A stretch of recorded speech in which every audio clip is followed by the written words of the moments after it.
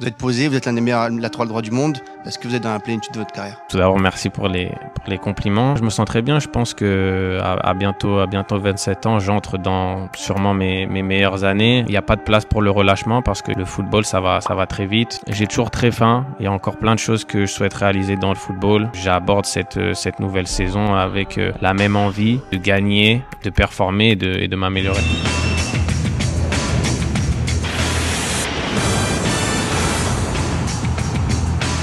Et c'est la quotidienne du jour. Bonjour, Jules Koundé est prêt à J-2 d'Ukraine-France. En éliminatoire de la Coupe du Monde 2026, ce sera en Pologne vendredi et dès 20h35 en direct sur TF1 et TF1+. Notre défenseur avait raté le rassemblement de juin pour cause de blessure, mais il se voit à son prime désormais et il ne compte pas s'arrêter en si bon chemin, même s'il n'a pas été nommé pour le Ballon d'Or. Jules, c'est frustrant ça? C'est quelque chose qui est bien évidemment toujours gratifiant. Et j'aurais apprécié y être. Je pense que j'aurais pu y être vu la saison que j'ai fait. Maintenant, je n'y suis pas. Donc ça reste une source de motivation de se dire que faudra que je fasse encore mieux la saison prochaine pour espérer y être. Je vous pose la question du jour. Selon vous, Jules Koundé aurait-il dû faire partie des 30 prétendants au Ballon d'Or? Vous nous expliquez tout, vous justifiez votre réponse et demain, on sélectionnera les 2 commentaires les plus constructifs.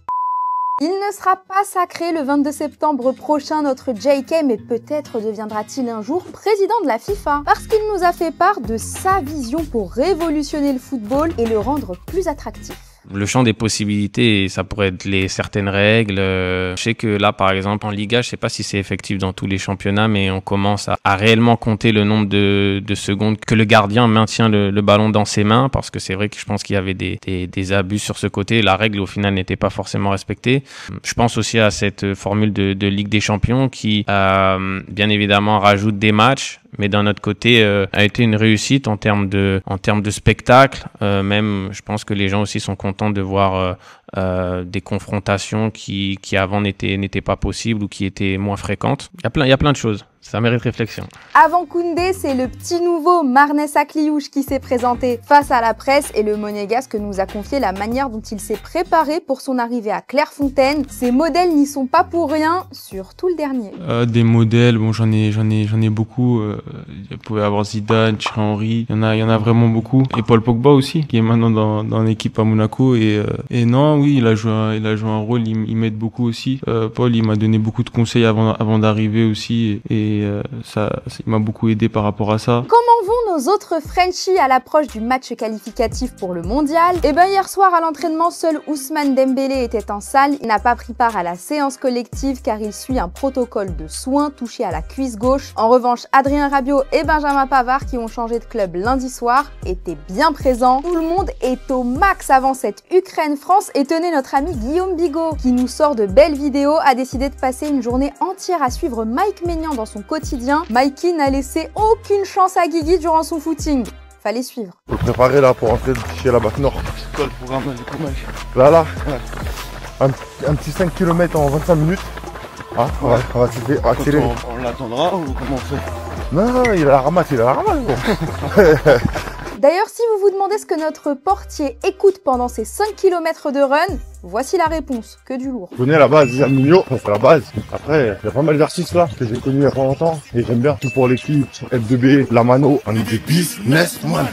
Des fois, il y a des paroles qui te rappellent des moments de ta vie, des moments que tu vas vivre et ça t'ambiance, tu vois, ça fait monter en plus l'adrénaline. Il fait dur comme ça, mais Magic Mike n'est qu'amour, eau fraîche et nature. Un esprit sain dans un corps sain. C'est pourquoi tu le fais, c'est pour ton corps, c'est pour ton esprit et tout, t'as l'esprit.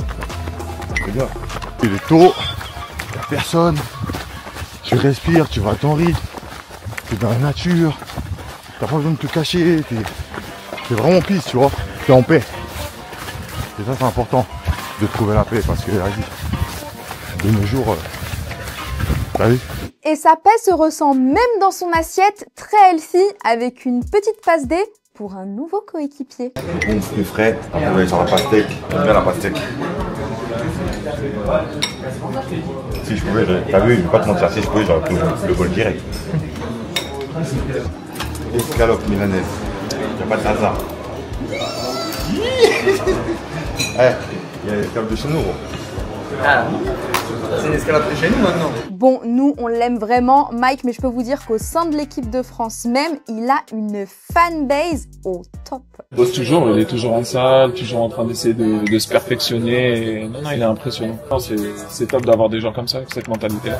C'est formidable, c'est quelqu'un qui a des très très bonnes valeurs. Il est très travailleur, à l'écoute. C'est quelqu'un qui est déterminé à toujours vouloir plus. Il est extrêmement méticuleux, il est méthodique, il est consciencieux, le signe d'un grand athlète, d'un grand sportif, d'un grand compétiteur, cette partie invisible. Sans transition, hier, on vous demandait quel transfert vous avez le plus séduit parmi ceux effectués dans le Money Time. Pastèque, même si c'est un prêt, tu as été conquis par l'arrivée de Kolo Muani à Tottenham, puisque les Spurs sont sur leur lancée après leur victoire en Europa League et qu'ils ont de super recrues comme Mohamed Kudus ou encore Xavi Simons. Randall pourrait faire très mal avec eux, il faudra se méfier de cette équipe. Paul, pour toi, c'est Donnarumma à Man City. Selon toi, c'est le meilleur gardien du monde qui rejoint une équipe déjà bâtie. Il apportera enfin de la sérénité défensive après le départ d'Ederson. Et ben, on a hâte de voir ce que ça va donner.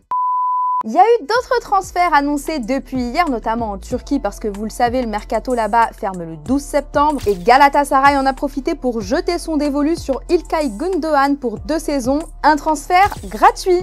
Merci Man City. En parlant de Manchester, on va s'intéresser au rival. Officiellement présenté hier au Betis Séville après plusieurs mois en prêt et 25 millions déboursés, Anthony n'a pas su retenir ses larmes en évoquant ses 3 saisons malheureuses passées à Manchester United, où il n'a été impliqué que sur 8 buts en championnat. Celui qui a été mis à l'écart par les Red Devils, évidemment, a craqué. Eu estava chorando, muito feliz, porque o que ha passado em Manchester, só eu sei como foi difícil estar em... Perdona. Bebe agua, bebe un poquito de agua, Anthony, bebe un poquito de agua. Tranquilo, está emocionado.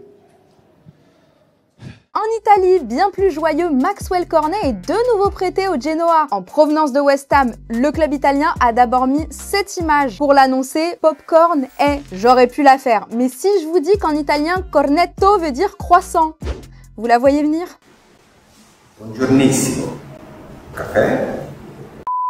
Et hier sur TFX, c'était France-Pologne lors de l'Eurobasket. Victoire pour nous, joli coup de nos bleus devant l'équipe de Pologne de football, Lewandowski et consorts qui n'ont pas porté chance à leur nation. Sorry, not sorry. Avant de se quitter, Opta a publié ses estimations sur le futur vainqueur de la Ligue des Champions. Le géant des stats s'est appuyé sur toutes les datas recueillies pour en tirer des simulations et déterminer quel club serait le gagnant. Et pour le moment, le PSG est très bien placé. Pour une victoire finale avec 22,01%, il est dans le top 3 derrière Arsenal et surtout Liverpool, annoncé comme le grand gagnant pour le moment. À titre de comparaison, les autres formations françaises, c'est 0,90% de chance pour Monaco, 24e, et 0,40 pour Marseille, qui est dans les 10 derniers. Eh bien, reste plus qu'à déjouer les statistiques. Voilà, c'est la fin de la quotidienne. On revient demain à J-1 d'Ukraine-France. Ce sera vendredi dès 20h35 en direct sur TF1 et TF1+. Et d'ici là, on se quitte avec un bonbon. À demain, ciao. Avec Paul Pogba depuis son arrivée à Monaco. Plusieurs fois. Vous l'avez vu? Oui, oui. Il est tranquille, serein. Après, me demandez pas si aujourd'hui, voilà. Tout est envisageable pour Paul. Lui et cet objectif-là, voilà. Même si aujourd'hui le premier objectif c'est retrouver le plaisir. J'espère que tout ira bien pour lui.